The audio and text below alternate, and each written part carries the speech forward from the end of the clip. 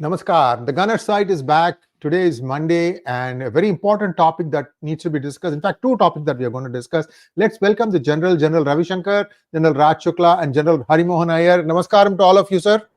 Namaskar and thanks a lot. Who would like to bat first today? I didn't I didn't run it by you. Uh, General Ravi Shankar, let's start with you because we have been talking about India-US alignment. What came out today could have been construed as something to just take the edge off of the verdict that came in Bangladesh. I mean, these days things have become so convoluted, but I'll give you the floor, sir. Let's take a look at the India-US alignment. There was a big deal on the liquefied natural gas. See, there are some confusions. LNG is different from LPG, according to me. I don't know. I could be wrong about this. Over to you, sir. Well, it doesn't matter whether you call it LNG or LPG, it's all gas, right? The thing is, this is a 1-year deal, which is normally not done because all these are on spot prices, 1 month, 2 months, and forward prices and things like that. But now you've gone into a deal for 1 year with USA. Now that's a long time in this world of LNG, LPG, and all, which means that you're in for the long haul with the USA. It's a turnaround from what Trump was speaking: 50% tariff, 100% tariff, all that nonsense.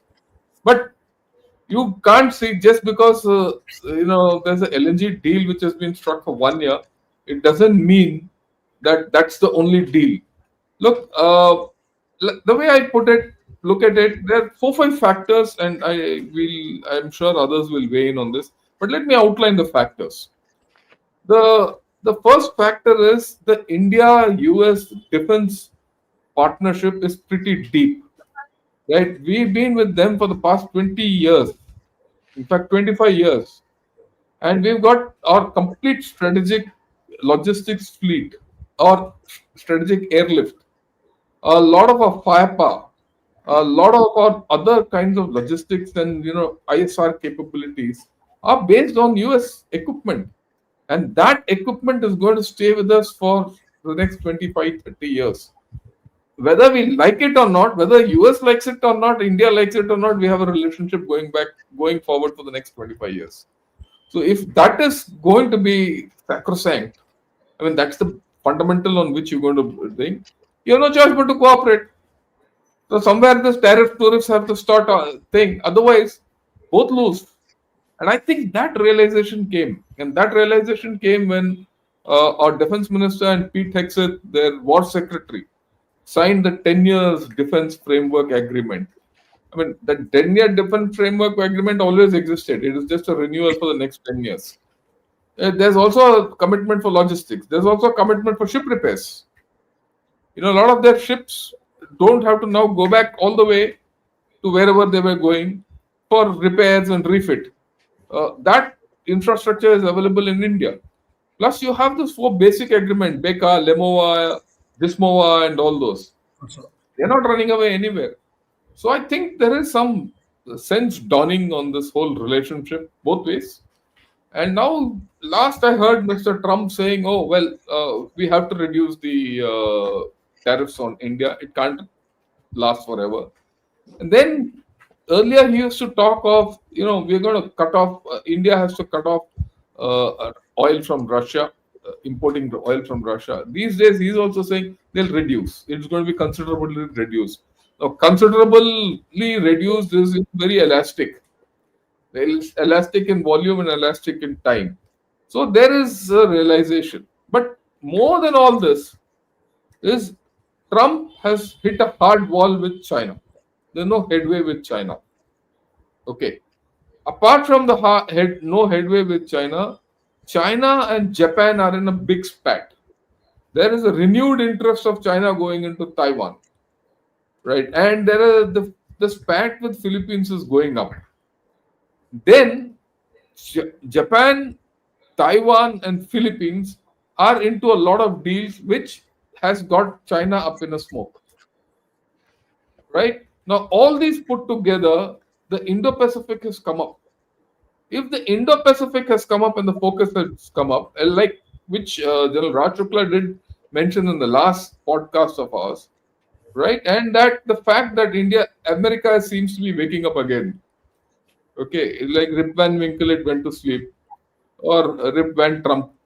Okay, and coming back, then they're suddenly realizing you can't get into the Indo-Pacific without India. You can't get into the Indo-Pacific with Pakistan.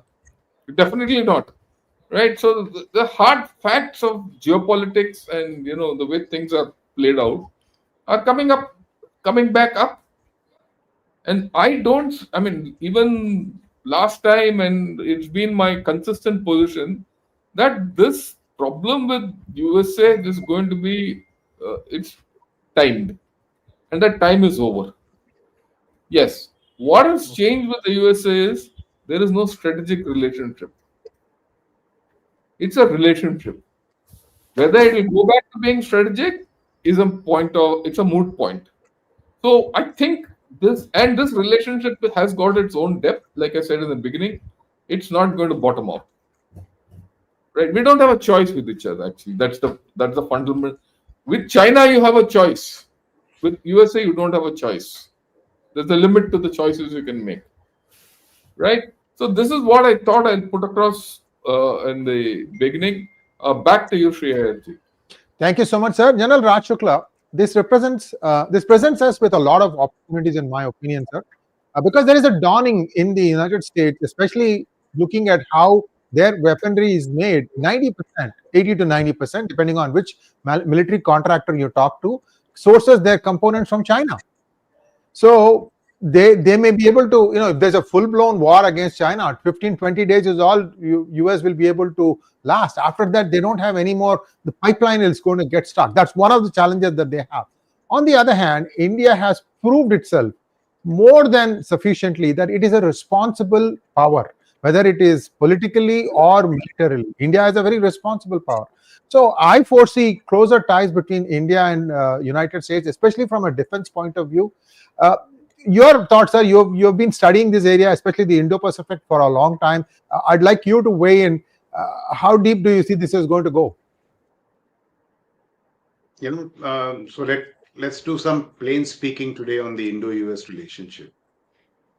I, for quite some time, have been absolutely gung-ho on the Indo-US relationship, purely from the Indian point of view, because I don't see any alternative.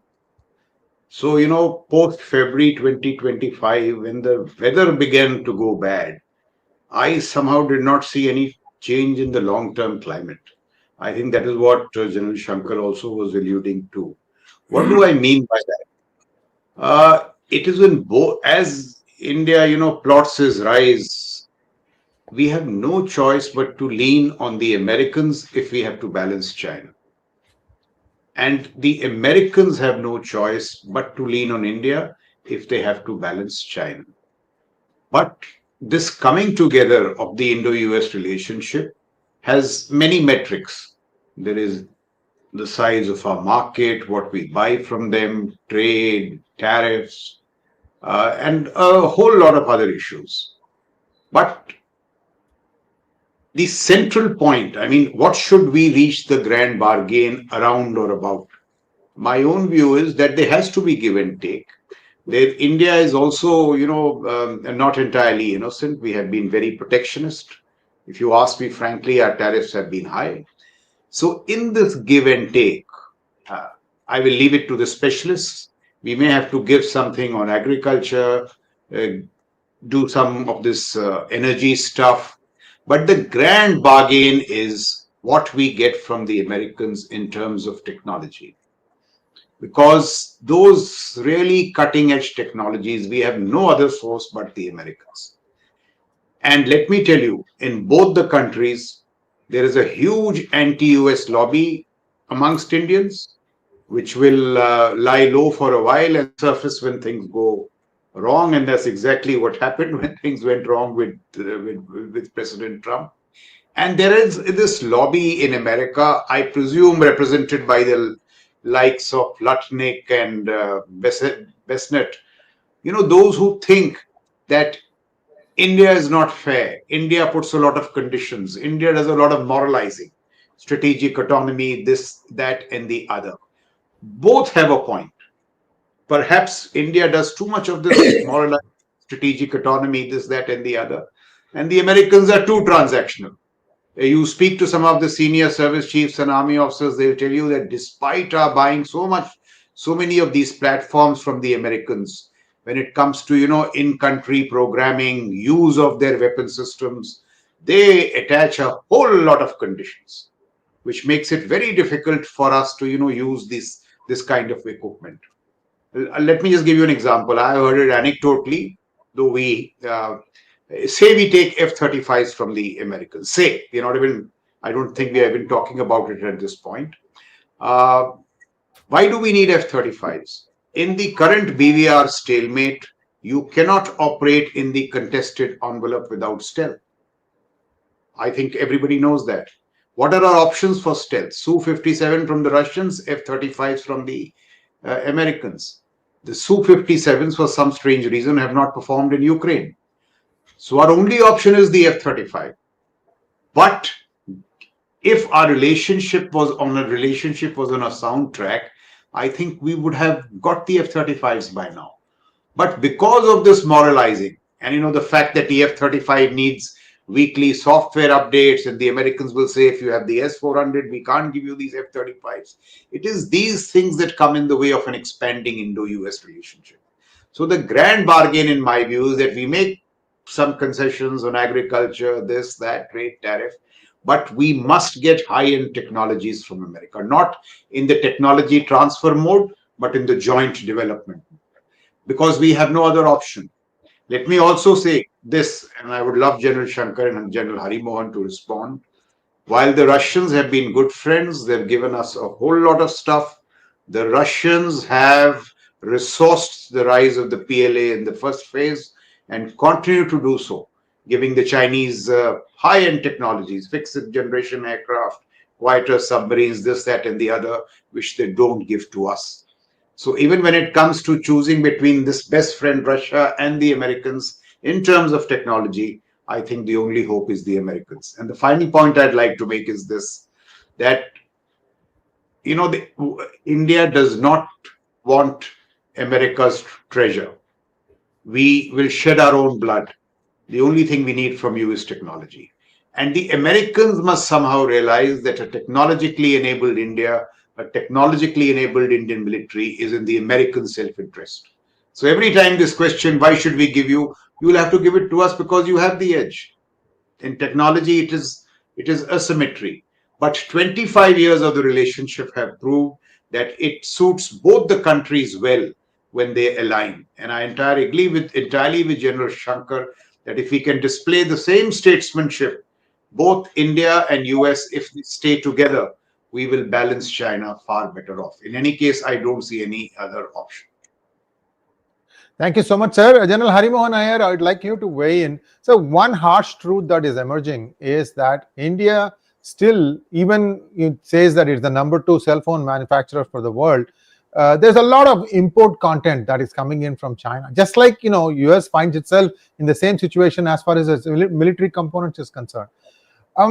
Somewhere we have to start doing these things from ground up inside India itself. That could perhaps make it even easier for some of these things to be manufactured under license or whatever in India. Your thoughts, sir?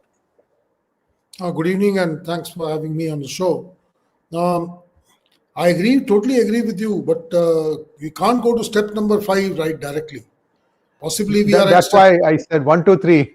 So you have to climb the ladder, progressively. So I'm sure as the way technology keeps flowing into India, all these things will happen.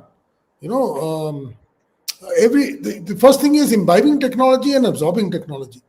These are two very important aspects. You have to firstly understand how technology works, and then you'll have to play along with the technology. We are years behind as far as technology is concerned, like General Shankar said. And like General Shukla said, I agree, we have no other option. Because the Russians never give you technology, by the way, they give you equipment. Whereas we have a scope of getting some technology, and I'm not just looking at weapons. We have to look at a wider arc of things. I have a different take on what has happened in the last 2 days. Please understand, 14 November, I call it a red letter day. Because before 14 November, there was a question mark on whether this government will survive 5 years. Bihar was very important. And what has happened on 14 November is we have ensured that this government is the most stable government now. It's as good or as bad as what it was in the second term in terms of stability. Put the same shoe on the American side. The way the Democrats are rising and the way the numbers are falling on the other side, there's a problem. So if you go back to, let's say, the month of May, when the Indo-US relations started going downwards, US was a very strong state in the month of May. Trump was absolutely having everything on his side. I don't think the same was true with Modi. But come 14th of November, things have changed. Now possibly you are dealing with a government which is stable and which is going to survive. So there is no other alternative but to deal with it. So that is one aspect which many people have not looked into. And that is why this kind of deals and tariffs going down. Second, the FTA, we had a debate also, that day they said it's around the corner, by end of October it will be signed. Like General Shukla says, we are very strong in our stand of agriculture and dairy products. And America doesn't want to sign an FTA which is compromising their stand as far as these two areas are concerned. So in the GAB, they have put tariffs. There have a lot of, I will say, economical blackmail. In that scenario, when you look at what has happened now, it is backtracking from both ends. The tariffs, if we say tariffs are not hurting, we are also lying. Tariffs are hurting. So there is some back channel negotiations. We have said we buy LNG. How the Americans take it? Will it have constitutional taken on the reduction in penalty tariffs, which are still in vogue as I stand today? Those 25% for buying Russian oil still stays. So till a time a statement comes that 25% is no longer applicable, that problem still stays. So we have made a little change, and I look at it as possibly a little more positive swing from India. And it will have, as I look at it, the FTA will get broken up into 3 or 4 small, parts. So you will not have a full-fledged FTA coming up very soon. And the same line, I don't see tariffs also coming down accordingly everywhere. So there will be certain amount of relaxations of tariffs. And it will also end up in looking as to how the US views India as a strategic partner. Last 2 months have also shown the US that their capability of putting Pakistan against us and trying to force us into a degree of weakness has not worked. So they were trying to play that game that if you don't play ball, we'll put Pakistan in front. It doesn't work anymore, and that has possibly become absolutely clear. And like General Shankar says, when the Secretary of Defense comes and signs a 10-year renewal pact, a defense pact, these are signals that you may have shown interest in Pakistan, but as far as defense and strategy is concerned, you are still aligned with India. There was a question asked to Trump in one of the discussions as to how does he look at Quad. He didn't answer it. But the fact is, Quad is the only solution in the Indo-Pacific.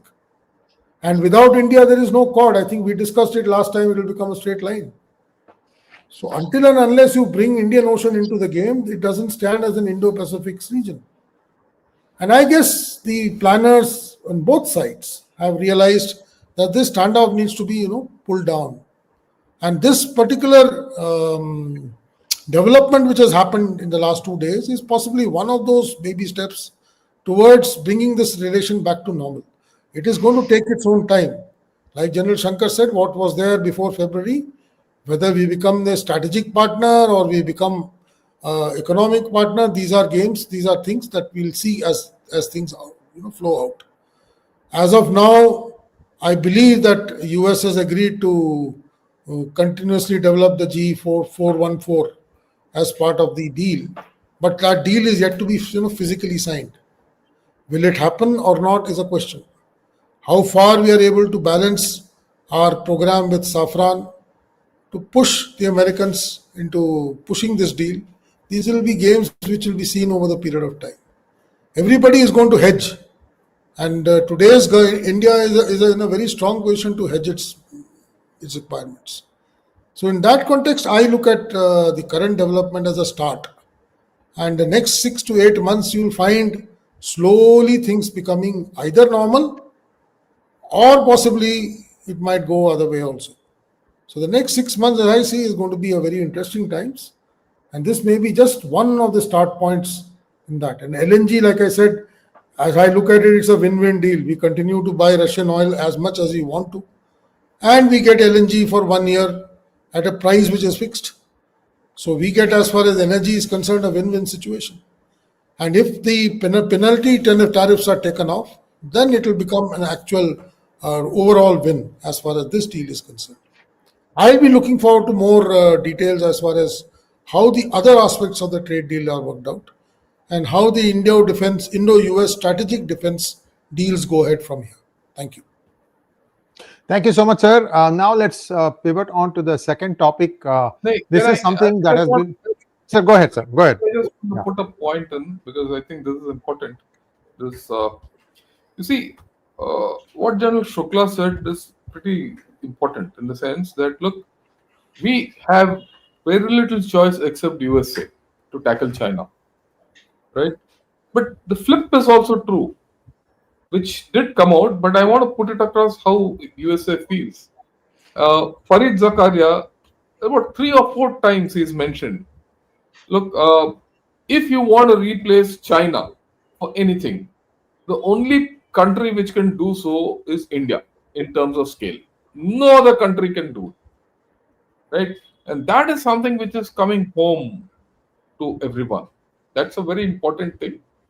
So, as much as we require, uh, you know, USA for technology and we have a partnership going and believe we are stronger and all that. The flip is also true. USA also has that much dependence. I've always maintained that there's an interdependence between USA and India which has to be taken forward. And we shouldn't do it myopically on the basis of a few agricultural products. In any case, even Mr. Piyush Goyal has said, look, we should compete in open market. We can't have a protected market within. If you have a protected market within, that's no way to grow. That's one. The second thing, which is something which we have to realize, and this is something we need to play, is this business pact between Japan and China. Remember, China, that the consul in Japan, the Chinese consul in Japan, has said it's time to cut the filthy head of the Prime Minister of Japan off. That is a pretty strong wolf warrior statement. And that has, upped the ante with Japan. And Japan has said, we will help Taiwan, we will help Philippines. After that, China has done sailing in the Osumi Strait. The Osumi Strait is just next to the Osumi Islands, which is part of the Osaka group, and down. And we also must understand that Yonaguni, which the closest island to Taiwan, is just 100 kilometers away. That's Japanese. So there is a complication which is coming up there. And USA can't afford to have India out of this equation. So far, USA has not reacted to it. But there might be a time soon where things might flip. Because largely the Middle East has gone quiet. It's okay, Gaza mein hota rahega jo bhi hai. He'll twist, and Pakistan's tail to put the contingent down there. That's a later day story. But what's happening in Indo-Pacific, I find that many of us in India and this part, our own thinking, we're not looking at what's happening there. I just thought I'll put this across, which is very important. Thank you. Thank you so much, sir. Now let's take a quick look at what's happening in. Oh, please go ahead. Sorry, I missed you completely. Go ahead, sir. This Indo-US relationship is so important that now that we've set off the debate, I just want to make a couple of more points. One is, you see, India needs to get a little practical in the Indo-US relationship. While Indians in their one-to-one relationships are intensely practical, when it comes to foreign policy, we do a lot of grandstanding. I don't know for what reason. And therefore, there has to be with less of grandstanding. And here I want to make a couple of points. Look at what South Korea has done. Some $150 million investment in the shipbuilding industry in USA and trading off for 3 nuclear-powered submarines. Why can't we do that? Why can't Mr. Ambani be asked to invest $500 million in something which will do him good business also and trade off with something in defense? People have been suggesting that. What is $500 million from Mr. Ambani? It's nothing. So something like that which pleases Trump. Let me also raise this unpopular point. What is the harm in recommending him for a Nobel Prize if it pleases him so much? For these 7, 8 things, we can just say he did some mediation in the Indo-Pak conflict. When we know that these things, matter to him so much, and in any case, if you're not going to do it, Asim Munir is going to nominate him for a Nobel Prize. So might as well do it. So these are some of the issues I just wanted to raise. And the third is, this is an important point. This some days back, the Politico had an article on the intense fire that Bridge Colby was under. Bridge Colby is wanting to pivot into the Indo-Pacific. He should have great Indian backing, but we are just silent on it because the American pivot to the Indo-Pacific in the context of what Gen Shankar said, what's happening in Japan and other, we just don't even follow that. I don't think the Indian strategy community even knows that what is happening between Japan and China. So we can't link these things. We take it straight to whatever that agriculture and all that dairy products. Well, there is a world beyond dairy products here. So this is somehow the connect between trade and the strategic stuff, must be there. And two more quick points.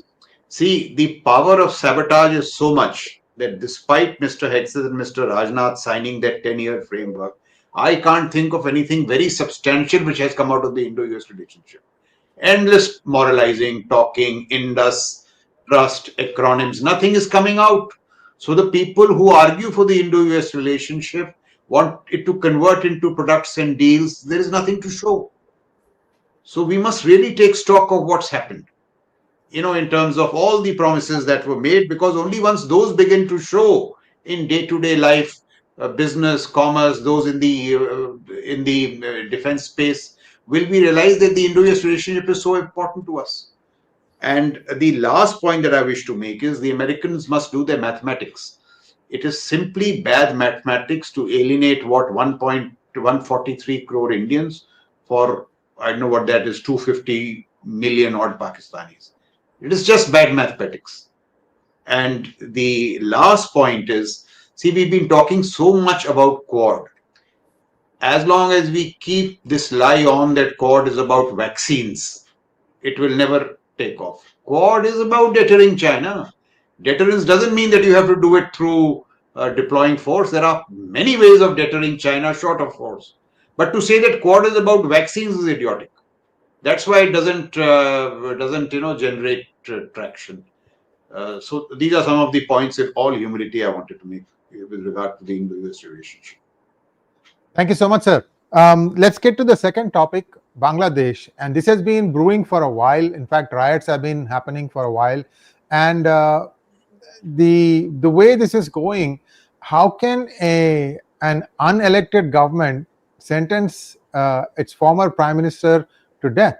It's I mean, in terms of the so many optics, this is just bullshit. Sorry to use French, but somehow they are able to ramrod this, and I don't know what India is going to do. There was a statement, I saw India's statement, very, very, very, like, we have taken cognizance of what has happened in Bangladesh. I don't know, maybe that's diplomatically saying something and doing something else. How do you see this whole thing evolving, General Ravi Shankar? This looks like trouble is coming to us rather than even without doing anything, India is getting into more and more trouble. Look, what's happening in Bangladesh, I don't think we should get troubled by it. That's the way I look at it. What is happening in Bangladesh, if you see, there are too many fissures in Bangladesh. There's this Yunus, he came, a lot of things happened. A lot of things have unhappened also. The army has not listened to whatever Yunus and his Razakars, I'll put it that way, have said. Right? There is a thing, they have not made headway about it. What Yunus wanted to do with Chinese have not responded. Yeah, Pakistan will jump into anyone's bed. It's like a whore. So I have no problem with Pakistan. Let them do what they want. But within, if you see the Bangladesh politics, the two biggest parties in Bangladesh, Bangladesh National Party and Awami League, are back in action. And they are not convinced about whatever Yunus is doing. Right? And in the past 15-20 days, there's trouble on the streets in Bangladesh. There is an internal three-way problem in Bangladesh. In fact, I will say four-way problem. Three major parties and the army. The army is playing its own hand. Right? The Jamaat-e-Islami and all the student parties and all one group, a BNP one group, the Awami League has come back. I mean, we must remember, Awami League in Bangladesh is the biggest group. After all, it held power for so long. It's been in the thick of politics ever since their independence. Just because a few chaps came on the street and drove Sheikh Hasina away, Awami League has not died. It's coming back. It's reviving. So all that is there. Plus, there's pressure on Yunus for holding elections. We don't know how the elections will go. And if you see, the election commission in Bangladesh has said, we want this to be fair elections. So that fellow is already taking a line which is different. So there's going to be chaos in Bangladesh, and that chaos is going to be internal. I don't see, we can keep talking that Bangladesh is a threat to us. Bangladesh is no threat to us. I'll be very honest with it, like very candid. We've taken some action. Kishanganj military station, Kishanganj is far away. Okay, and all that. But the fundamental fact is there is going to be unrest in Bangladesh. This unrest is not going to stop. It means nothing to, say Sheikh Hasina is given the death sentence or not. It will never be executed. It will only inflame people within. Now they want to level off, Mujibur Rahman's house. All that's what's there in the pictures and all, bulldozers and all that. And the fact is, there are equal number of Bangladeshis who feel that that's the first liberation. This is no liberation. Their economy has gone down the drain. They've been taken for international arbitration by Adani for power. And if that goes other side, they don't have money to pay. There'll be no power in this thing. After all, this Adani Goda plant is almost about 10 to 12% of Bangladesh power. Things will get worse. Their economy is not growing. China has not stepped in. This fellow Yunus went and spoke in China. No, rest of India is landlocked. Bangladesh is the only port and all that. China has not stepped in. China doesn't have the capability to step in.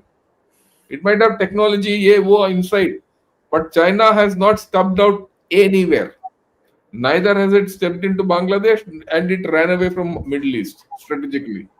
It's not taken a stand. It's economic. And this is economic. Even that it is not done. Why? Because they see the risk within Bangladesh. So I think we need to start looking at Bangladesh afresh. At this point of time, there's a pot boiling inside. It will boil. If it bursts, so be it. It's like a bad abscess. Treat it. Right? I don't think they pose a threat. There's too much of noise being happening. Oh, the threat will come from the east and all. Right? We have enough aces up our sleeve to be played when we want to play. You can't. I'm a bit amazed that you are such a big country, you're such a big economy. This is one half of Bengal. In any state around you, Assam, this is 3/4 of Assam, nothing more. You can't say this is going to be a threat to us. Okay. And I'm also amazed at times about the Siliguri corridor. Okay, Siliguri corridor and the chicken neck you can play when it happens. What is that? It's one little jut which is coming out like a thumb. You knock it off anytime and keep going. Tutulia. If you work there, you can always. I'm sure Indian Army and Government of India has plans to go through the Tutulia corridor whenever it wants. I don't, this is fine to talk about it and all that, but beyond that, no. I mean, these might be completely different views from what others are speaking, but this is where I have my views about it. Back to you, sir. General Raj Shukla, thank you so much, General Ravi Shankar. General Raj Shukla, your thought, because we have not discussed Bangladesh with you yet, so this would be sort of a debut for you to weigh in on what you see happening in Bangladesh, sir.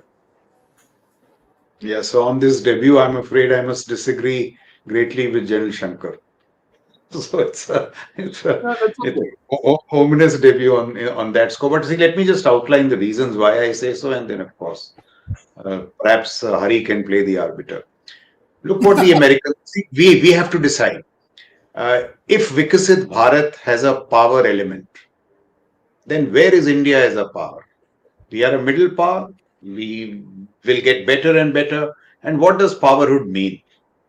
The Americans have declared that Venezuelan cartel as a terrorist organization and have said Maduro, as the head of that cartel, is a terrorist. So that paves the legalities for them to take care of Maduro and the terrorist cartel. In a similar vein, is Jamaat a terrorist organization?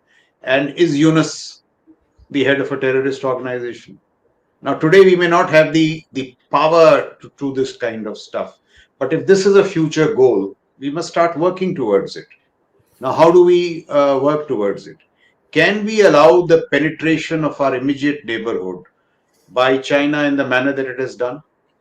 I mean, I'm not saying it is a threat in that sense. It is this gradual penetration of our neighborhood which we are allowing. Why should 65 to 70% of the Bangladesh military inventory be Chinese? Why should Yunus talk of the landlockedness of Northeast states? Why should he be offering Lal Monerhat to the Chinese? Because we allow him to do that. So we have to decide that if we are going to be a power of that kind, which is what? That we will not allow inimical forces in our neighborhood.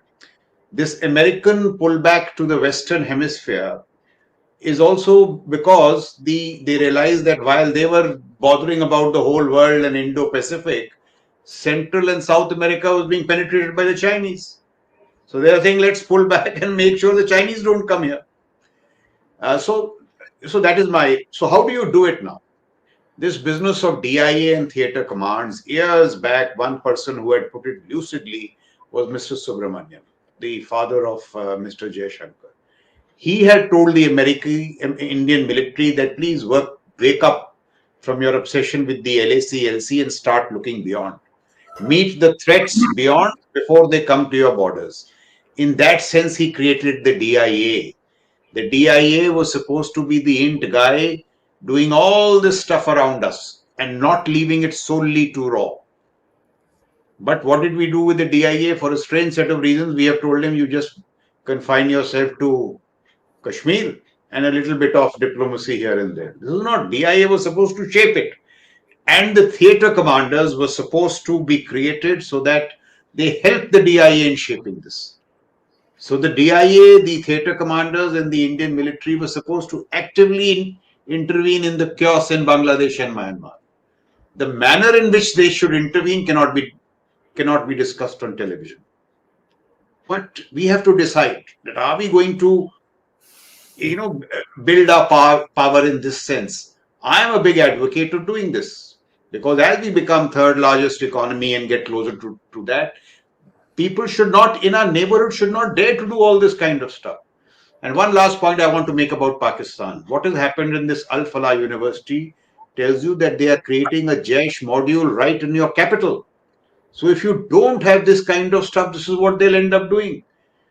We should have the Jaish on our targets. We should build the capacities to take out Masood Azhar and all those other. Jaish is as big a threat as Hamas. So I'm saying in this sense, we must build military capacities to intervene if required beyond our neighborhood and of course under political control. So there are only options. But those options can only be exercised if you have the capacities. In that sense, I'm saying our eastern horizons also are a cause for concern. The chaos in Myanmar and Bangladesh, not that they will come and do something to us, but they should not dare to do anything inimical from their own territories. Because that is what India is as a power. So that's the way, I look at it. And one last point I'm making, and I request both General Shankar and General Iyer to consider this. Our eastern borders are pretty vulnerable. They need to be fenced. They need to be patrolled. And might be a very unpopular thing to say, but I think we need some 10 to 15 RR battalions at this point to do something on our northeast borders, or we'll have the situation what we have along the line of control to our west. It is actually a threat. You speak to Bangladesh scholars, Myanmar scholars, they will tell you what's happening, what the Chinese are doing in Myanmar, what they are doing in Bangladesh. It is very active interference, which is a little distinct from what the diplomacy does. So these are some thoughts on the chaos to our east. General Harimohan Iyer, would you like to respond to General Raj Shukla? And if you, I'll give you a chance, General Ravi Shankar, after General Iyer says it. Thank you. Firstly, when a tribunal was set up, the end result was well known. Yes. So this preordained. To say it's a shocker, it never shocked me. I was watching this movie Nuremberg last week, and right from the start of the movie, we knew what the end of the movie is going to be.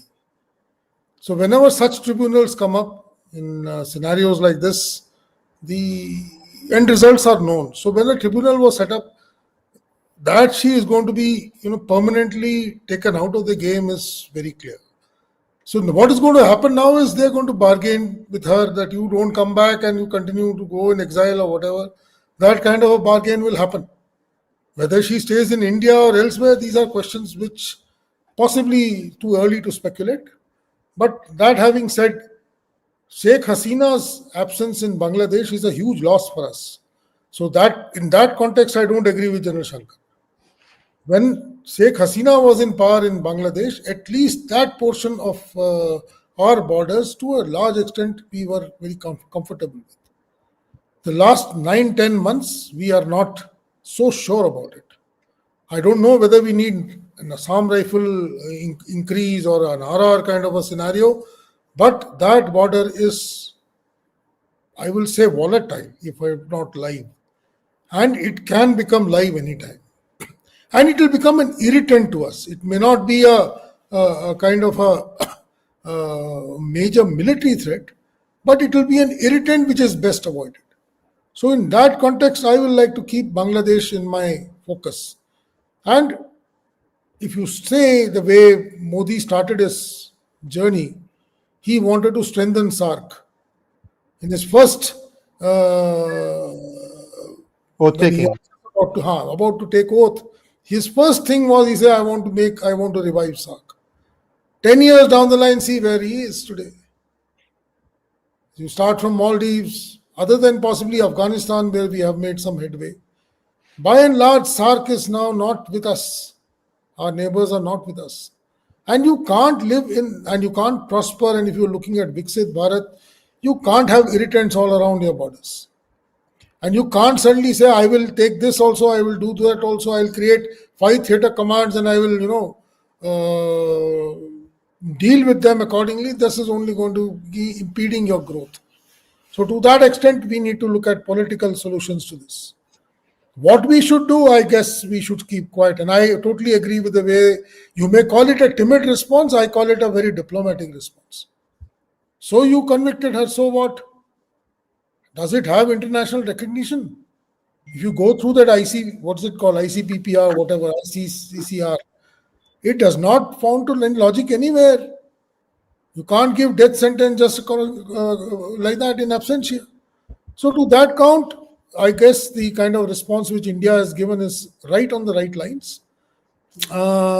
We will have to look at how to put her back into a saddle in Bangladesh. And that should be something which should be a political agenda, to try and bring Bangladesh back to our own side by putting a favorable dispensation there. General Shankar talked about BNP and Awami League. If Awami League goes, then Bangladesh is no longer a friendly state onto our east. BNP has never been friendly with us. So whether it's BNP or Yunus, the results are going to be the same. We have been very strong in the way we have responded to Yunus's government, the way we have closed the ports, the way we have closed the trade to Nepal. These are very clear signals to say that you can't run the government the way you are doing. And I guess the country as such, the government as such, is looking at the way the elections go. Because there is a fair belief, and I agree with General Shankar on that count, that Awami League cannot be written off. It is still there. But will it be, erased the way PTI has been erased in Pakistan? That is the question. Are American interests there to ensure that we don't have an Awami League government because she didn't play ball with them? Another question. Is there a requirement of America to have a base close to Myanmar? And for that, they may compromise a political giveaway to a guy like Yunus. These are questions. So, in that effect, I look at the current developments to be something of concern. I believe we have to be more cautious the way we deal with the Bangladesh border, because it may be a very small corridor, but right across, right from Bengal, right down to Tripura, we share a long border with them. And we are struggling with influx of Bangladeshis in all these regions. So to that count, that is a volatile border, and we need to fence it, like General Shukla says. We need to hold it seriously. Some difficult, and this possibly is a window, because we have a government which is not friendly with us. I won't call it inimical, but at least not friendly with us. So to that context, if we take this opportunity and close those things which possibly we couldn't do with Sheikh Hasina being in power in Bangladesh, we should be able to close all that in this window. And last point I would like to say, in every Bangladesh war game, the enemy is always in the north and the east. Sorry, north and the west. So they call us Foxland there also. So they don't treat us as friends. They do treat us as adversaries to some levels. In that context, it is nothing wrong to say that the concern should be there. As far as the current development is concerned, I don't agree with you to say that we gave a timid response. I don't think we need to react to this development in Bangladesh in the current scene. There are many other agencies in the world which will pull Yunus down for having done what he has done. Thank you. Thank you so much, sir. A lot of stuff that has been coming down to the pipeline. I'm sorry, General Shankar, I forgot to give you the floor. Over to you, sir. Sorry. Yeah, look, I think both General Hari and Raj Shukla have probably, taken me for what, misunderstood a part of what I wanted to say. I'm not worried. I'm making a point. I'm not worried about Bangladesh. That doesn't mean I don't do anything about Bangladesh. They're two different things. You have to understand that, look, it's very nice to say I want a dispensation in Bangladesh which suits me. Look at the history of Bangladesh. You'll never been able to do that barring this 10 years with Sheikh Hasina. There are 178 million people. I mean, you can't just manipulate them. They have different ideas. And they have largely different ideas from what we have. And in fact, they're good at exporting a problem into Bangladesh and Bengal and Assam. We are worse off for it. That's one. Number two, everyone says Sheikh Hasina was very good. She was good for many things. But, what Raj Shukla was saying, she was the one who brought in China. If 70% of Bangladesh army equipment is from China, it is thanks to Sheikh Hasina. It is not thanks to anyone else. Right? Yeah. You might like to correct me if I'm wrong. After you finish, I just want to. Yeah, it is. All these submarine deal, everything happened when she was in power. Okay? And that base which was there, it was supposed to be Sheikh Mujib base. It was not supposed to be any other base. That base which is being, with which, they gave Chinese 2 submarines were given to Bangladesh, and the base had pens for 4. And it was supposed to be Sheikh Mujib base or Bangabandhu base or something like that. So, this relation, and Sheikh Hasina always hedged China with India. Like, we shouldn't have doubts about it. She was good, but there was a limit to which she was good. Well, she's out. She's not going to go back. We should be clear about how things are. And now with this death sentence, her road back is out. So what are you going to deal with? You're going to deal with a fractured Bangladesh. A fractured Bangladesh which is quite rudderless. It might not even unite against India. It is right, but there will be a lot of steam against India because generally this whole lot of people have a problem with India. It's historic. It's not now. It goes back to the time of United Bengal times. I'm now going back to the time of our pre-independence, probably the time when Congress was formed, going back into 1710, 1717 period. So this lot was never for India. So that's going to be a problem for you always. That fence it's fenced. You can't fence it more. You have to man that fence and ensure no illegal immigration takes place. You bottle it out. And we've not been able to do it completely. So the problems are within. You have to take a policy stand on Bangladesh as to how you want to handle it. I go completely with Raj Shukla and in fact even Hari to say you have to have a hard stand against Bangladesh. It's only not three sides. You block them off in the sea also in some manner. Right? And ensure Yunus and Bangladesh have no access anywhere. If that be so, if Maduro being dealt the way he is being dealt by USA is a huge problem because they have only access from the sea, nothing else, no land access. Here you have access all four sides. You just buckle him off, but it takes a hard action, right? And part of the bottling off, you already fenced off. So that's the thing. You come to Myanmar. Myanmar is the kettle is completely different. The tea is different. The fire is different there. Right? You can't fence that border. And even if you fence that border, you can't maintain it. And I don't think India has the capability to do it for the next 20 years. You go on ground, that's the fact. In fact, even this fence against Bangladesh fails in many places in Tripura. Because the fence is a puny little fence with tall oak trees and sesame trees grow on either side. And you can go put a rope and swing across that. You have to see the fence in some of these places to understand that fence has got no relevance. You have to have different methodologies to sort this out. Right? Myanmar is a major issue on a different wicket altogether. What you need to do is ensure that Myanmar and Bangladesh, the things don't join together. The US guys tried that corridor, that humanitarian corridor and all that, and have failed and have gone back. Part of the strategic deal which we are now doing with the US, you have to tell them, leave Bangladesh to us, we'll sort it out. And this is what actually Trump said when he met Mr. Modi the first time in February. He said, someone asked him about Bangladesh. He said, I'll leave it to the Prime Minister to sort it out. You have to go back to that. We have to have a policy clarity on this issue. We can't have a emotional response to what we need to do.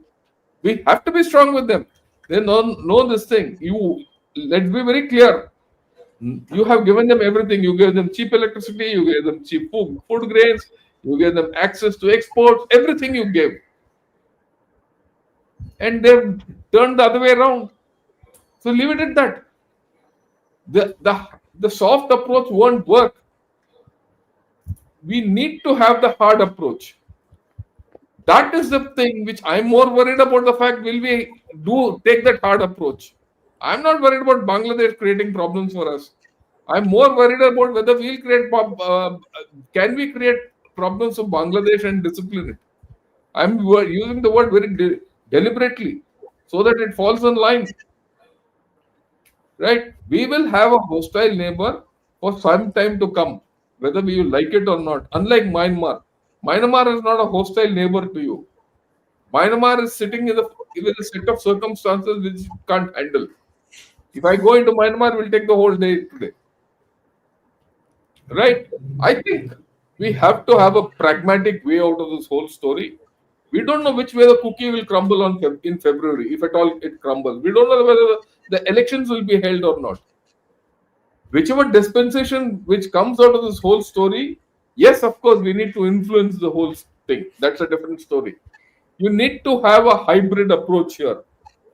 You need to have a, I wouldn't say a multi-domain approach, but you need to have a very heavy hybrid approach here.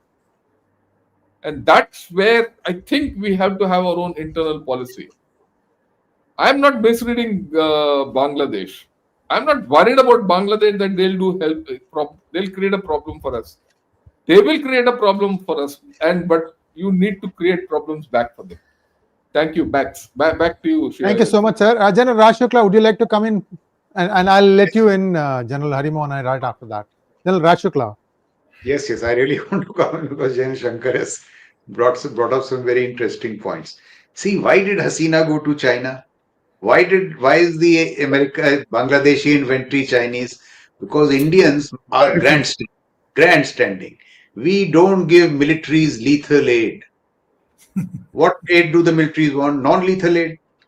When this embassy was hit, the Afghan embassy for the second time, I was an MO directorate, and General Bikram sent me there.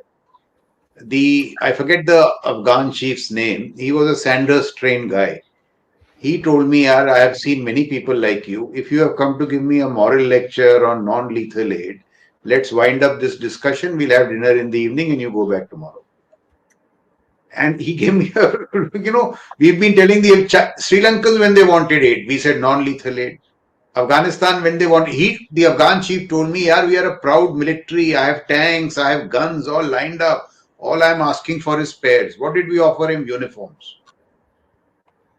So once we created Bangladesh, we should have made sure that China doesn't even get the chance to offer them military equipment. We could have done so much. So that's my point. Of course, Hasina is to blame. And see, what did the Chinese do? This we must see. Chinese they made Hasina balance the two. And when Hasina needed the Chinese the most, when these agitations were taking place, when she goes to Beijing, she's snubbed. She's snubbed, and the message comes back to Yunus and his people. Now's the time you flare it up. So, for these very reasons, we should be far more, shall we say, magnanimous in military terms with those in our neighborhood. What happened to the Nepalese? At the height of that Naxal problem that they had, they asked us for arms. We again gave them this non-lethal aid wali kahani. So we have to get over this, and if we made mistakes in the past, at least let's over them now. This business of can the border be fenced? Sir, it needs to be fenced and patrolled. We are the only country which has these arguments that there are communities on both sides. So their aspirations have to be met. That's entirely legitimate. But in meeting those aspirations, drugs are pumped in, arms are pumped in, instabilities are pumped in. There is no country which is so negligent of holding its borders to account. That legal flows will take place, illegal flows cannot be allowed. The Jaish has links with the Rohingyas.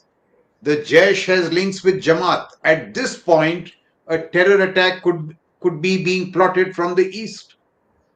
The next terror attack may happen in one of our northeastern states. So that's one more point. I would very strongly recommend, if we have some time, this is such an important issue, Bangladesh and our east. We must have a full discussion on this, and two people who I have seen who have great knowledge on this. One is Deep Haldar, who has just come out with a book on Sheikh Hasina, and Rami Desai. Please call them, because I don't know those details. They churn them out like this, and they will tell you what is going wrong, even in Myanmar.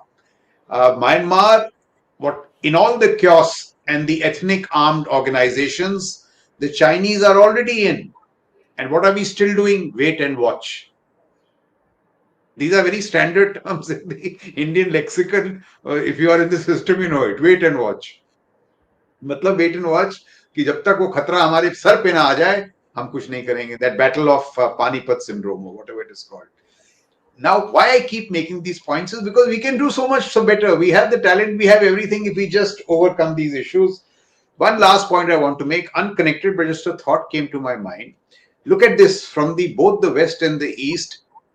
If we are not careful, we will have Shariat to our West and Shariat to our East. And Turkey is also coming all the way. Turkey को और कोई जगह नहीं मिली, वहां से उठ के पाकिस्तान और बांग्लादेश में आके हरकत कर रहा है. क्यों? Because we are so tolerant. Look at the Muslim world. Even Saudi Arabia and the UAE now are distancing them from religion, distancing them from themselves from fundamentalism, distancing After creating all the trouble, after feeding all the stuff, now they are distancing. But at least changing. But the point I wanted to make, even if I'm wrong, and look at what's happening in the ASEAN. Major Muslim populations, but they are not creating any trouble there. The only place where we encourage the Muslim world to create trouble is across us, Shariat to our west, Shariat to our east. So we really have to be more proactive in this. Anyway, it's a very interesting discussion. Even if I'm wrong, I have no point. Some of these very good points have come. And we must, because I was strongly urged with General Shankar's consent, we discuss this. It's a very important issue with trouble brewing to our east. Yes, indeed, sir. And Ramit Desai is a regular on P Guru's channel. And definitely, I'll try to bring both of them and get a more deeper perspective about Myanmar and Bangladesh and the Northeast. General Harimohan Iyer, you had something to say, sir. Let me put it, I want to just put one little thing. I've had 4 tenures there. This area is, where I've earned my spurs. What happens on the other side of Myanmar, one can read very well even now. What's happening in Bangladesh, I can read. And we can have a discussion anytime on every aspect, including Chinese presence where they are. We'll have it next time. Anyway.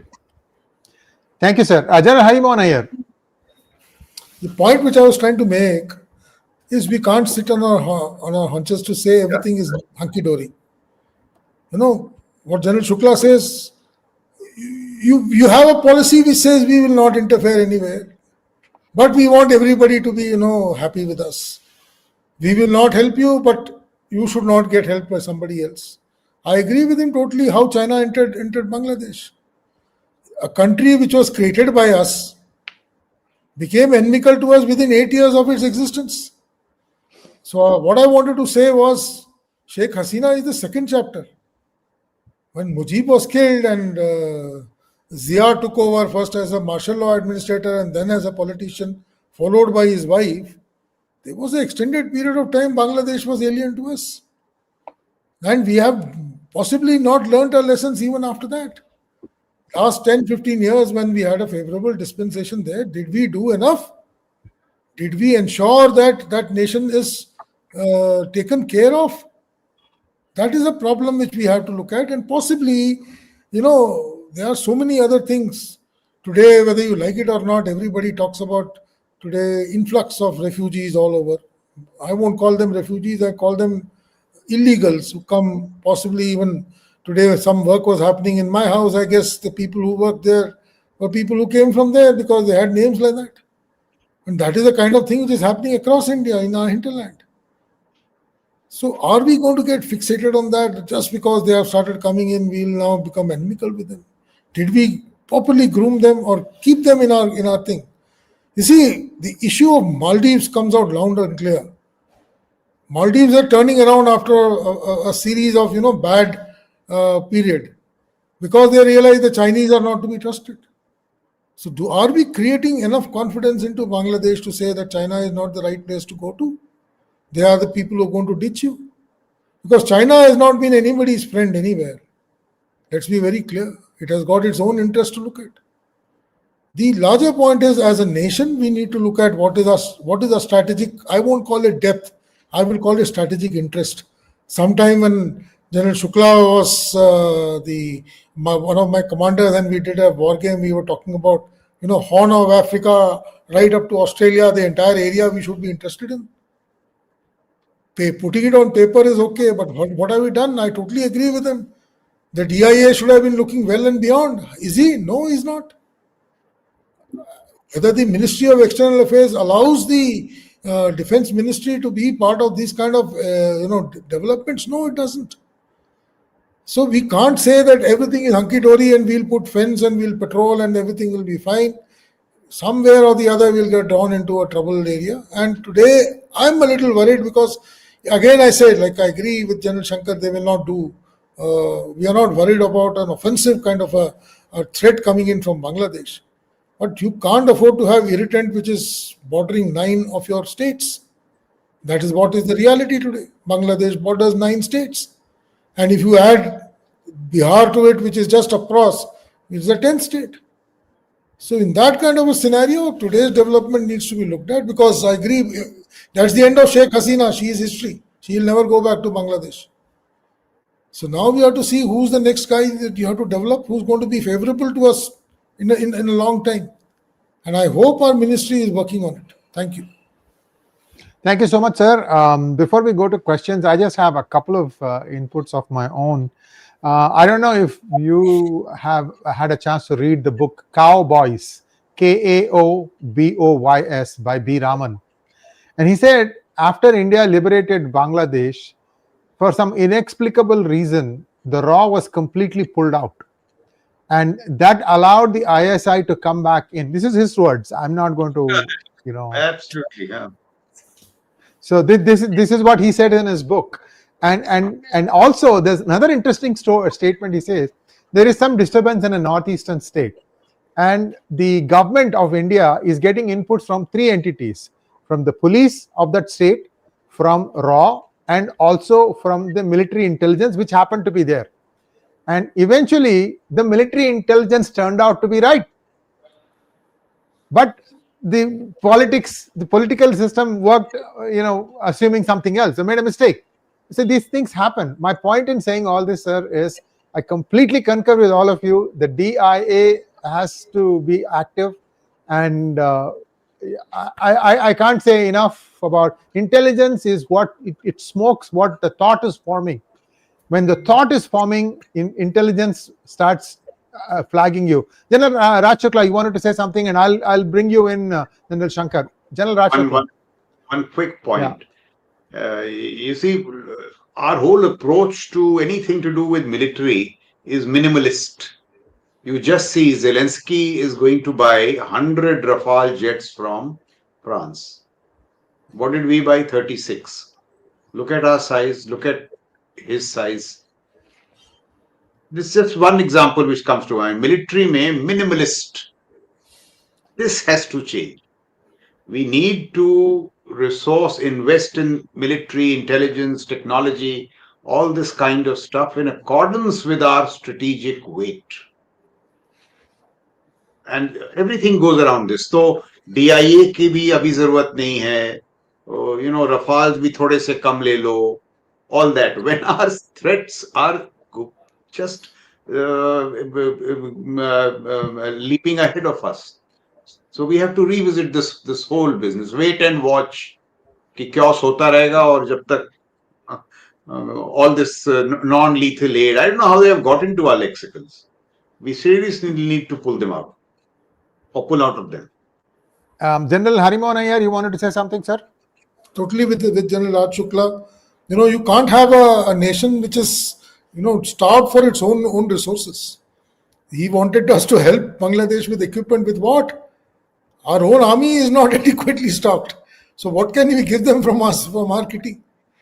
And what I learned from the Americans was, if they make 10, and if they need 10, they make 100. So they keep 10 for themselves and make the money out of the 90, they send it out. So we can't be minimalistic in these kind of things. We have to look big. And there's one very welcome news. I don't know what General Hari and General Shankar think. This Adani's ammunition base or whatever entity which is coming up in the UP corridor, entirely 4.0, robotics, ammunition, missiles, R&D at one place, ability to scale up through robotics. We need to do this kind of stuff. And the question to be asked is, why hasn't OFB done it all these years? This is a video going around. It's been talked of. And I believe they studied ammunition systems for 2 years across the world and have them now come up with this very modern thing. R&D भी वहीं हो रही है, all kinds of ammunitions, missiles, rockets being built, massive investments. So this is the kind of stuff that I think a good thing which is happening. We need to replicate it. Yeah. Yeah. Can we go to questions now, sir? Is anybody wanting to explain? Let me answer a few issues which have come up. What General Raj Shukla says about what Adani is doing, is welcome and it's good. I have no doubt about it. That's a change from what we used to do earlier. Earlier, everything used to be based on government funding. Now this is going through Adani, which is market funding. So it's a financial outlook which is changing. Just the way the financial outlook is changing, we need to also change the way we are going to procure. There's a lot of internal problems with our system. Our system is lethargic. I would say lethargic, it is useless to a large extent. Bureaucrats. Right? Bureaucrats. It is. We are living in a different century altogether, because you don't give enough funds, you don't this thing, and you want to become a superpower. It doesn't happen that way. And even if you have enough funds, you don't have a method to spend. Even if you have a method to spend, you don't have the structure to put things together and absorb. There's a limit to what you can absorb every year. And unfortunately, we need deep military reforms. Forget about theatre commands and all that. You need deep military reforms to overcome your fundamental issues. Then you look at theatre command, which Raj has always been speaking. You need theatre commands to look out. Look out. Eastern Command should look at China, Bangladesh, Myanmar, and Thailand and beyond. And the Western Command should look right up to the Mediterranean. And the Southern Command, or what call it the Maritime Command, whatever, into the Indian Ocean, right till Digogarcha, probably till South Pole. So I think we need to have that bigger vision, which we don't have, unfortunately. I mean, we should have, we don't have. We need to accept what we are. So you are in the present with Bangladesh. You have to deal with Bangladesh in the present. You can't say, look, we didn't do it earlier. We didn't do it. As simple as that. How do you deal with 180 million people? How do you deal with a set of people who kill their own liberator within 2 years of his coming in? And how do you deal with a set of people who kill that fellow also in a period of time? How do you deal with the people the third rung of leadership which came up, that Jatiya Party, H.M. Hussain and all, they threw him in jail. And then the fourth lot, the Bangladesh National Party, they also put in jail. Look, if you look at Bangladesh politics and the way they have evolved, they are self-destructing at every point of time. They are at one stage. There's the sixth cycle of self-destruction they are in. Only the past 10 years with Sheikh Hasina, they were in something. So we are in for the long haul here. Right? I agree with both the generals to say that we need to do something radical. Again, I qualify. Does it worry me? It worries me in one, but what can they do? So you have to take that hard stance. That hard stance is political. Unless you take that hard political stance against Bangladesh, you're not going to get peace in the Northeast. And containing Bangladesh is critical to peace in the Northeast. That's one. The next part of the story is the way Northeast is laid out is not because, or the problems of the Northeast is not because of problems of the Northeast. It is because of problems of politics of India. And I've said this many times. You have to look at your internal politics for what the state of Northeast, Manipur is. In fact, Manipur is the problem. Right? And if you know Manipur, this is an instigated problem. So it's a layered kind of a thing. Today we've spoken on one part of the story, but I think there are far more layers. Maybe next week we can talk of the Northeast only, and talk of Myanmar and this and that, and I'm okay for it. Thank you. Thank you, sir. Shall we go for question? General Raj Shukla. Okay, so every time I want to keep quiet, General Shankar is very interesting. See, what can we do transformation and what can we do incremental? Just recently, The British have come out with their strategic defense review last week. What are the features of that review? First time that review was carried out by a non-soldier, non-civil servant. Because they said, we've given you enough opportunities, you chaps don't reform. Is India coming to that? And what happened in the defense review? Now you see, it is absolutely mind-boggling. These non-soldiers, non-civil servants have come up with this. They say to fix the British military-industrial complex, for the first time they have created a director armament who's from the private sector. No soldier, no servant, civil servant, to get business agility into the military-industrial complex. And two highlights. The current defense secretary is a wonderful person. I'm told he's doing something on DPP, DPM. Would he seriously consider this? Yeah, They he's only said, do everything on DPP, DPM for the past 20 years. Yeah, nothing else. Exactly. So I'm coming to that only. Please listen to this, sir. Look, Please that's listen to a this. hard fact. Please Look, listen. that's a hard fact, Raj. I've Hard dealt fact, with this absolutely. story. I've I know, dealt but with this story hands-on. Okay. So you just see what's coming. The committee which was reviewing it said you cannot amend DPP, DPM. Just tear it. So they tore it and wrote one thing afresh. I'm saying in our context, same thing. Not for this, read that, for that. Just tear it. And what is that fresh thing writing? Now, this will again be music to our collective ears. The first thing they said is that the metric of reward and accountability for civil servants will no longer be financial prudence, but be outcomes, lethality. Do we not need to do this? L1, Shell1 को सब हटाना है कि नहीं हटाना है? यार ये सब This is what करना we do.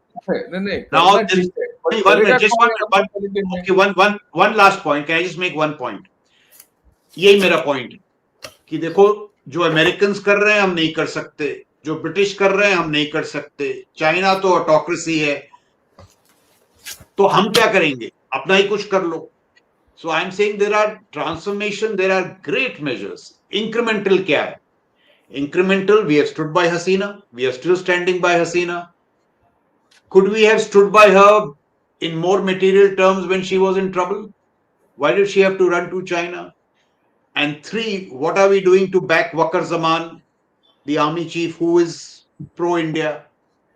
Now, these are the issues, incremental, transformational. We have to think through them. These are the exact problems that they are there. So some things we are doing, some things we are not doing. And the last point I want to make for the kind consideration of General Shankar, politicians are at fault. They have been blamed for far too long. ये जो चीजें हैं DPP, DPM, ये तो bureaucracies ने करना है, civil, military, technological, administrative, financial. Why don't we do it? Why do we keep blaming the politician? ये तो हमारे हाथ में. You can't do it. It's not. Let's be very clear. It's not in your hands. It is very much in my hands. We don't even go and tell the politician that this is I don't required. agree with you. No, I don't agree with you. And I'm We being can very disagree. honest about it. We can disagree. Fine. I'm just making the point that tell at one me. point, politician was to blame. For the last few years, he has become the convenient deflection. When we don't want to do anything else, politician ko blame. No, I don't agree with you on this at all. Please. Let's Gentlemen, let's not talk. You'll have a separate discussion, sir. We'll have separate we'll have to, yeah. We can have a separate discussion on this. But the fact is, the only thing we've done in the past 20 years is amend DPPs and DPMs without outcome. That's what I'm making the same point. We have not done it. And it's not up to the army to do it. Look, you're talking about government. Not the army. One last point. No. One last point. I will sit with General Shankar. He will chair it, and we will amend the DPP in 30 days. You don't need an amendment. I don't need to amend the DPP. I can rewrite it in 30 days. You don't need to. With you, sir. With you. Raj, please. If you have, look, you don't need to amend an DPP at all. You want procurement, you don't need to amend DPP. That is another point. I agree with you. I agree with you.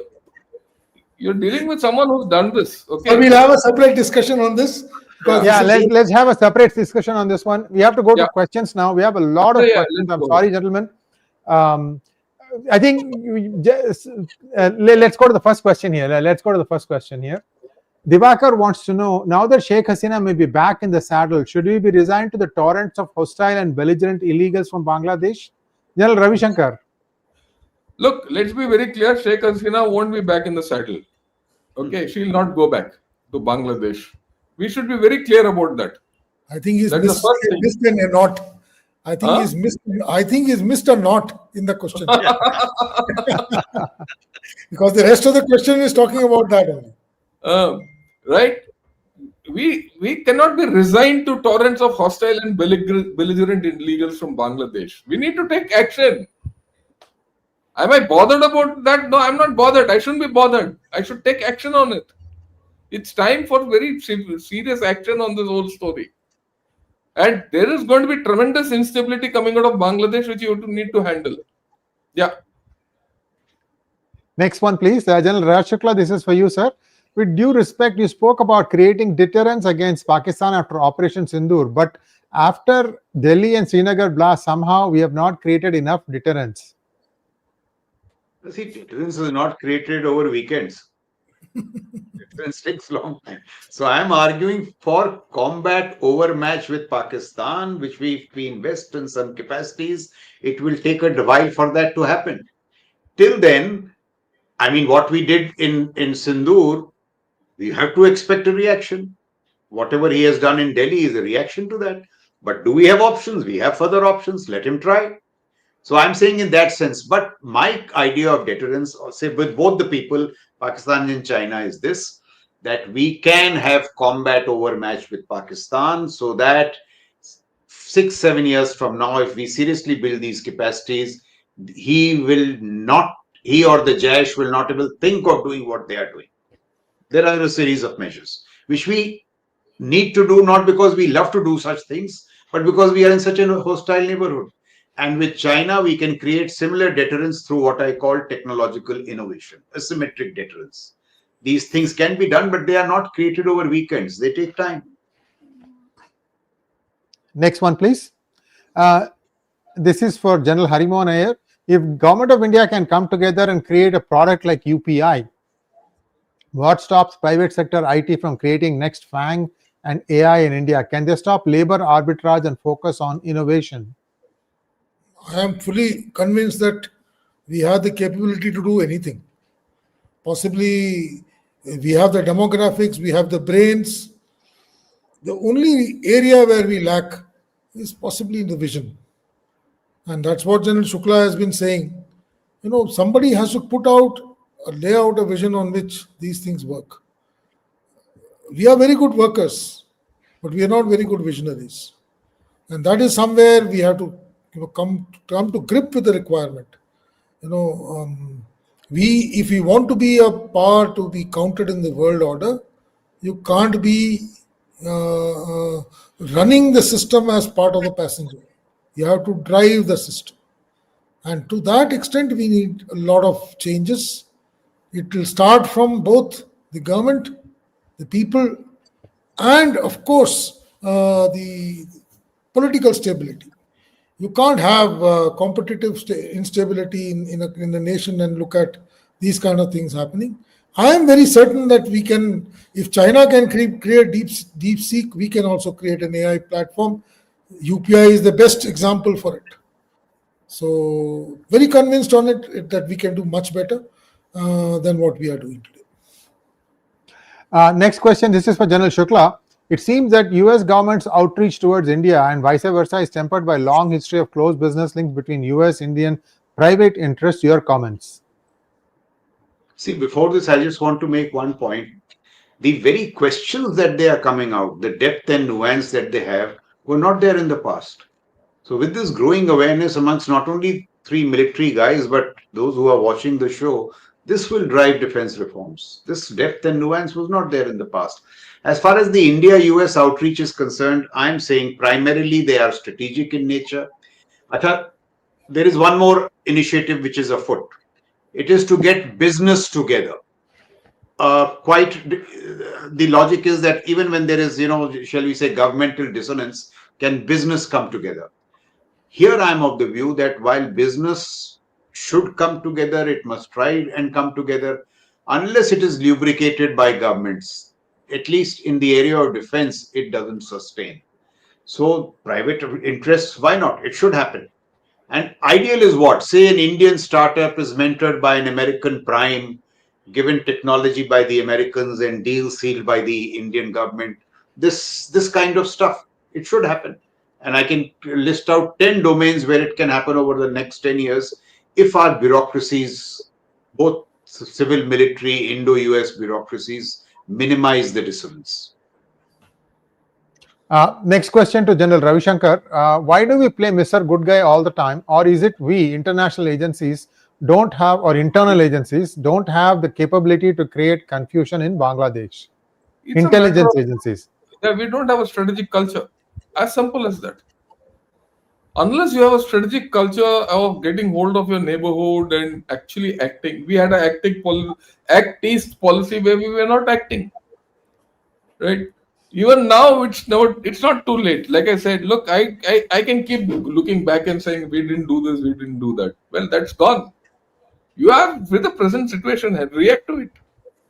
Even if you have to react to it, overreact to it. That's the way I look at it.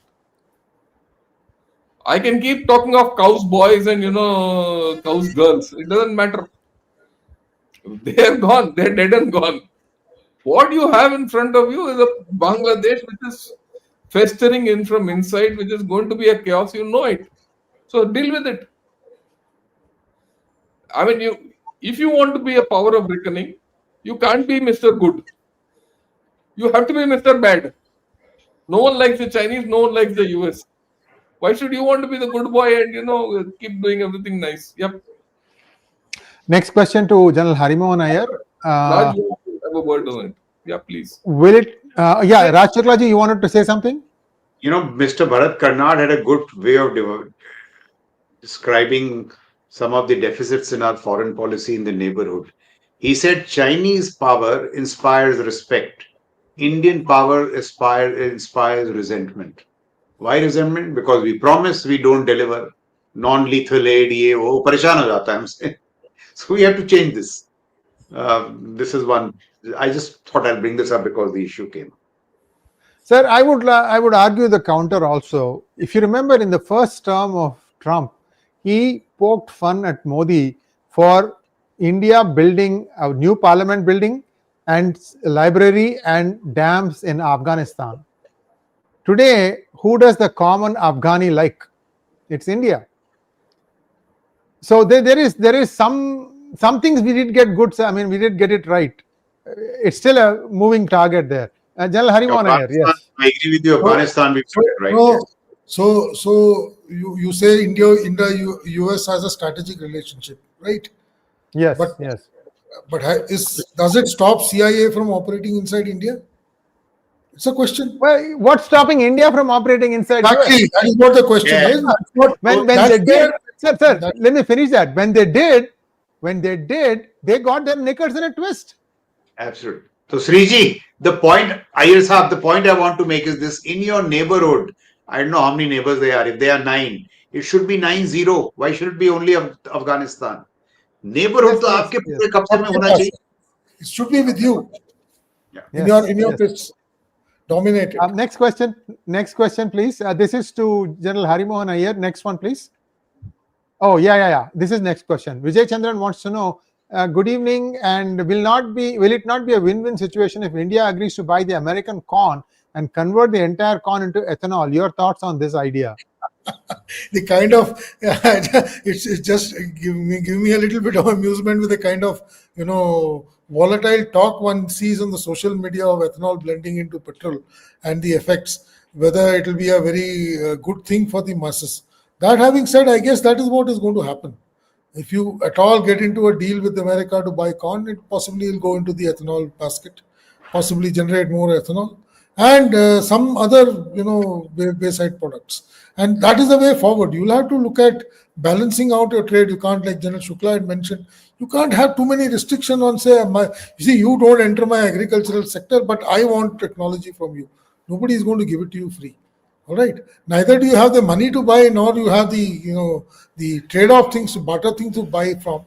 So if you want to grow, it has to be a two-way street. And I think this is a good suggestion. I guess somebody must be looking at it. I am sure ministers like Gadkari must be, wondering what will they do with so much of ethanol? How are they going to blend anything more than what they're already doing? Thank you, sir. And before we go to the next question, I'm reminded of an ad. Indian ads are among the best in the world, bar none. And there is one ad, I think it came 10, 15 years ago. So what happens is one of the ministers goes to Sriharikota and a rocket launch takes place. And in the first question, the minister asks his PA is, "Kitna deti hai?" So we are obsessed with how much we can get out of our vehicles. Ethanol is going to cut it down. It's going to be probably 80 to 85% of what the rated mileage you're going to get. So people need to adjust that. You're paying less, but you're also getting less. Just wanted to put that thought in everybody's mind. Let's go to the next question. This is, I think, General Ravi Shankar. Death sentence on Hasina without her being present in the Bangladesh court. Will Yunus let elections take place next year? We don't know. We don't know. Well, we don't know whether he will be able to conduct the elections also. Look, Bangladesh is going into a highly uncertain zone. It's already been an uncertain zone for the past 1 year plus. It's going into an even worse situation. The only good thing of this situation is it's going to have so many internal problems it will not have time to look out. Yes. That's the point I'm trying to make. This is the best time for us to sort them out. And you sort them out at minimal levels, right? They don't have a choice. That's fractured completely. You study Bangladesh polity, they're completely fractured. And now they've been no one is supporting them except Pakistan. I mean, people talk of Turkey, all that. Paisa chahiye bhai, kahan hai? He's got nothing. Yeah. Next question to General Raj Shukla. Thank you so much, Vignesh Karthikeyan, for your generous grant. Sir, we are almost always by L1. Does this stop innovation? Buy cheap, buy twice. People are proud being called cheap. Thoughts? Shuklaji, where to get your book in USA? Unavailable in Amazon USA. No, my book is available on Amazon USA. I will just send the link to Sri Yes, sir. Iyer We'll ji. share it. We'll Very pin much. it for you. Absolutely. Yeah. So that gladdens my heart greatly if you're looking to buy my book. So kind of you. And the second issue is, see, L1 is a total disaster. We must just call it out. It is a pack of nonsense. We just have to call it out. The second What point is is a very L1, interesting. sir? For the uninitiated, what is L1? The cheaper L1 vendor. L1 is that if there are two people with a product, choose the cheaper one. It started off well, but people have learned how to use L1 to do a whole lot of sabotage. It has become a ploy in the Indian system to sabotage good things from happening. The second point is a very pertinent one: regulation versus innovation. This is exactly India's challenge. I'll just give you one example to amplify this. There is a post in India called DGQA. It is a 3-star post. If I join one of the technical arms, I can be the DGQA, which is a 3-star post quality assurance. And the mandate of the DGQA is to raise objections, regulate. It is the best job on earth. Every day I come and I raise 3 objections. Look what has happened in the case of the Americans in this Det 201 business. I think I spoke on your show a couple of shows back.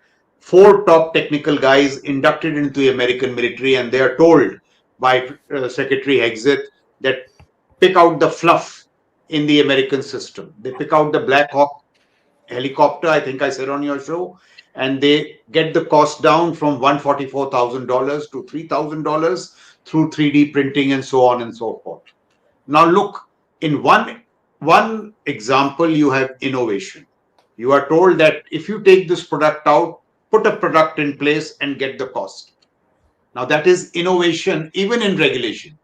DGQA has to do no innovation. He has to just keep finding fault with everything. In one of the combined commanders conferences, the Prime Minister told us, he said the Tata Group was complaining to him that they get the best steel from the world, certified from some place abroad, but they have to come and subject it to checks in India. Some agency in India will start regulating it. So in our case, regulation is rewarded. Innovation is not rewarded. So L1 has to stop. Regulation has to be surgically eradicated if innovation has to come. Next question, please. Bob J. Krishnan wants to know, sirs, will it be too bad for India to agree to the terms of US? After all, we are several years from becoming a developed nation and are surrounded by enemies. Let us follow Israel's example. General Harimohan Iyer. No, politically it will be difficult, if I was to use the word, because we have our own people to answer to, and we have a standing in the world. Israel, as I look at it, has got a different equation. And I guess it will be a very long discourse if one has to examine how Israel is linked to the Americans. Their basic umbilical cord lies in US. Doesn't happen with us. To that extent, I guess as we grow and as we become economically a stronger power, the difficulty to deal with a power like USA, or for that matter even Japan, will become that much more difficult. Because maybe in the yesteryears when we were not powerful enough, they were able to regulate us with whatever it was. We were also willing to accept whatever was given to us. It may not be true today, and it will definitely not be true tomorrow. So it's be very difficult for a nation like India to accept all American terms.